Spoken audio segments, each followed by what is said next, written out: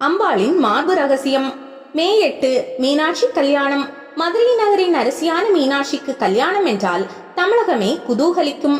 இந்த இனிய நாளில் அந்த அன்னைக்கு 3 தனங்கள் இருந்தது ஏன் என்பது பற்றிய சந்தேகத்திற்கு விடை தெரிந்து கொள்வோம். சிவனுக்கு 3 கண்கள், நடுவில் இருப்பது நெற்றிக்கண். நமக்கு ஒன்று நினைவுக்கு வரவில்லை என்றால் சுட்டு விரலால் நெற்றியை தட்டுகிறோம், உடனே மறந்தது நினைவுக்கு வருகிறது, அதாவது ஞானம் பிறக்கிறது.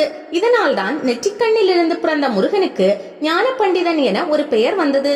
தனக்கு இருக்கும் இந்த தனி சிறப்பு தனக்கு மனைவியாக வர போகிறவளுக்கும் இருக்க வேண்டும் என நினைத்தார் சிவன்.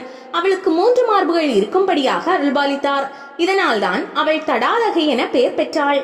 தடாலகை என்றால் மாறுபட்டவள் என பொருள். எல்லா பெண்களுக்கும் 2 மார்புகளே இருக்கும்.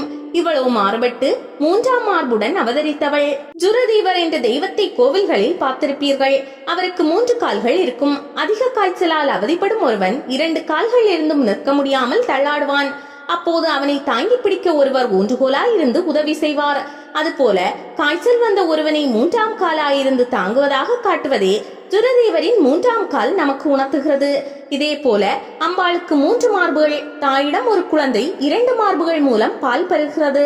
அம்பாள் எவ்வளவு பெரியவள்! அவளுக்கு பூலோகத்தில் உள்ள எல்லோரும் பிள்ளைகள் அல்லவா? ஒரு குறிப்பிட்ட வயதில் குழந்தைக்கு பாலூட்டுவதை நிறுத்தி விடுவாள் தாய். ஆனால் அம்பாள் எல்லா உயிர்களுக்கும் தன் அருட்பாலை ஊட்டியாக வேண்டுமே. அதனால் 3ஆவதாகவும் வற்றாத ஒரு மார்பு வேண்டும் என கருதி இதை தோற்றுவித்திருக்கலாம். நெற்றியில் தட்டினால் ஞானம் வருவது போல மனசாட்சிப்படியும் மனிதன் நடந்து கொள்ள வேண்டுமே. இதனால் தான் அம்பாள் நடுவில் ஒரு மார்புடன் பூமிக்கு வருகிறாள். தவறு செய்த ஒருவன் நான் அப்படி செய்யவே இல்லை என அடம்பிடித்தால் உன் நெஞ்சில் கை வைத்து சொல், நீ தவறு செய்தாயா இல்லையா என கேட்கிறோம்.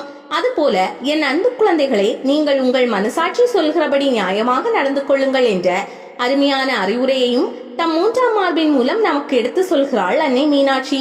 இப்படி நல்லதை மட்டுமே நினைக்கும் அன்னைக்கும் ஞானத்தை வழங்கும் தந்தைக்கும் திருமணம் நடத்தி அதை கண்குளிர காணும் பாக்கியம் நமக்கு கிடைத்திருக்கிறது. அன்னையின் திருமண காட்சி காண தயாராவோம்.